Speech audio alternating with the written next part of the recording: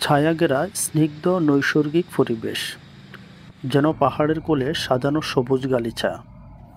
কুমিল্লার ময়নামতি ওয়ার সেমেট্রিতে এমন স্নিগ্ধ পরিবেশে ঘুমিয়ে আছেন দ্বিতীয় বিশ্বযুদ্ধে প্রাণ হারানো বিশ্বের 13টি দেশের 737 জন সৈনিক।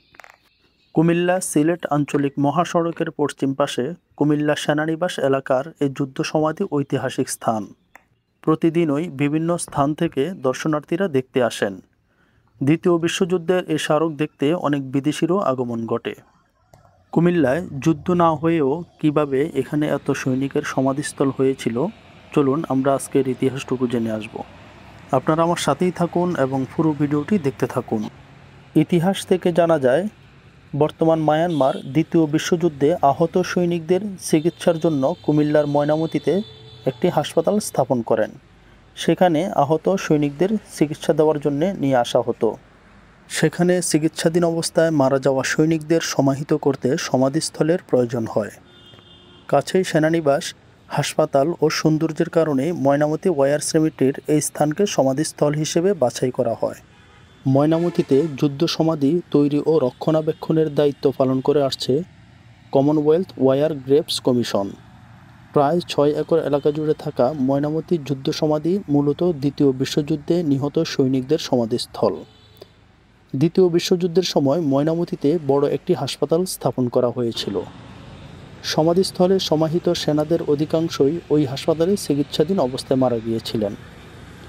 এছাড়া যুদ্ধের পর বিভিন্ন স্থান থেকে কিছু লাশ স্থানান্তর করে এখানে সমাহিত করা হয়। কুমিল্লায় ছিল সেনানিবাস। তখন বার্মায় ব্রিটিশদের সঙ্গে জাপানিজদের যুদ্ধ চলছিল। ব্রিটিশদের কমান্ডার ছিলেন field marshal William Joseph Slim. জাপানিজরা সিঙ্গাপুর দখল করার পাশাপাশি চীনের অনেক জায়গা দখল করে ভারতের দিকে অগ্রসর হতে থাকে। তখন ভারতকে the Jewel in the crown হিসেবে বিবেচনা করা হতো। জাপানিজরা বার্মায় ঢুকে রাজধানী রেঙ্গুন দখল করে ফেলে। ওই সময় ব্রিটিশদের সঙ্গে জাপানিজদের যুদ্ধ শুরু হয়। বার্মায় যুদ্ধে অনেক সৈনিক নিহত হন।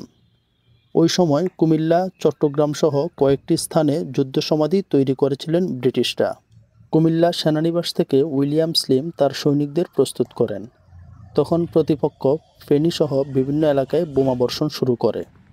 এক পর্যায়ে উইলিয়াম স্লিম একটা আন্ডারগ্রাউন্ড কমান্ডো ফোর্স গঠন করেন কুমিল্লা সেনানিবাসে, যা এখনও আছে। তখন ময়নামতিতে হাসপাতাল নির্মাণ করা হয়। বার্মায় যুদ্ধে আহত ব্রিটিশ সহ মিত্র দেশগুলোর সৈনিকদের বেশিরভাগকে চিকিৎসার জন্য ময়নামতি ও চট্টগ্রামে আনা হতো।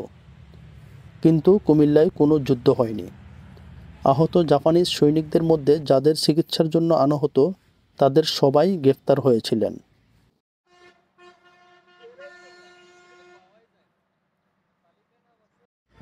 এটি হচ্ছে মুসলিমদের কবর। এখানে লেখা আছে হুয়াল গফুর আমিরজাদা, ইন্ডিয়ান ইঞ্জিনিয়ার্স। বর্তমান এখানে প্রথমে ব্রিটিশদের সমাহিত করার কাজ শুরু হয়। জাপানিরা শত্রুপক্ষ হওয়ায় তাদের সমাধিস্থলের একটি কোণে জায়গা দেওয়া হয়। যারা মুসলিম ছিলেন তাদের পৃথকভাবে দক্ষিণ পশ্চিম পাশে দাফন করা হয়, কারণ মুসলিমদের কবর দেওয়ার পদ্ধতি ভিন্ন। সেখানে সমাহিত করা বেশিরভাগই আহত অবস্থায় ময়নামতিতে চিকিৎসার জন্য এসে মারা গিয়েছিলেন। ব্রিটিশরা প্রতিটি সমাধিস্থলের জন্য অত্যন্ত সুন্দর জায়গা বাছাই করেছিলেন। ময়নামতির জায়গাটি পাহাড়ি এলাকা, কিন্তু সেই অর্থে পাহাড় নয়। পাহাড় ধস হবে না, বন্যা হবে না, বৃষ্টির পানি আটকাবে না। ছোট ছোট টিলা ও গাছগাছালিতে পরিপূর্ণ ছিল। জায়গাটি এখনও মনোমুগ্ধকর। এসব কারণেই ব্রিটিশরা স্থানটিকে যুদ্ধ সমাধি হিসেবে বাছাই করেছিলেন। দ্বিতীয় বিশ্বযুদ্ধের সময় কৌশলগত কারণে কুমিল্লা সেনানিবাস অত্যন্ত গুরুত্বপূর্ণ অবস্থানে ছিলেন। যুদ্ধ সরঞ্জাম সরবরাহের ক্ষেত্র বিমানঘাঁটি ও 1944 সালে ইম্ফলে স্থানান্তরিত হওয়ার আগে 40 নর্থ আর্মির সদর দফতর ছিল কুমিল্লায়। জেনারেলদের গুরুত্বপূর্ণ সভাগুলো এখানে হতো। এই জন্য যুদ্ধাহত সৈনিকদের চিকিৎসার জন্য ময়নামতিতে নির্মিত হাসপাতালে আনা হতো। সেখানে মারা যাওয়া সৈনিকদের সমাহিত করতে 1943-44 সালে ময়নামতি ওয়ার সেমেট্রি বানানো হয়। 1941 থেকে 1945 সাল পর্যন্ত দ্বিতীয় বিশ্বযুদ্ধে নিহত 13টি দেশের 737 জন সৈনিককে সমাহিত করা হয়। এর মধ্যে মুসলিম 172 জন, বৌদ্ধ 24 জন, হিন্দু 2 জন ও বাকিরা খ্রিস্ট ধর্মাবলম্বী। তাদের মধ্যে যুক্তরাজ্যের 357 জন, কানাডার 12 জন, অস্ট্রেলিয়ার 12, নিউজিল্যান্ডের 4, অবিভক্ত ভারতের 171 জন, রোডেশিয়ার 3 জন, পূর্ব আফ্রিকার 56 জন, পশ্চিম আফ্রিকার 86 জন এবং বার্মা, বেলজিয়াম, দক্ষিণ আফ্রিকা ও পোল্যান্ডের 1 জন করে এবং জাপানের 24 জন নাগরিকের সমাধি আছে। 1962 সালে একজন সৈনিকের দেহাবশেষ সহ সমাধির মাটি তার স্বজনেরা যুক্তরাষ্ট্রে নিয়ে গিয়েছিলেন। দীর্ঘ 81 বছর পর এখন জাপানি 24 সৈনিকের দেহাবশেষ নিজ দেশে সরিয়ে নেওয়ার কাজ শুরু হয়েছে। ভিডিওটি ভালো লেগে থাকলে লাইক, কমেন্টস এবং শেয়ার করে দিবেন। সবাই ভালো থাকবেন, সুস্থ থাকবেন। আল্লাহ হাফেজ।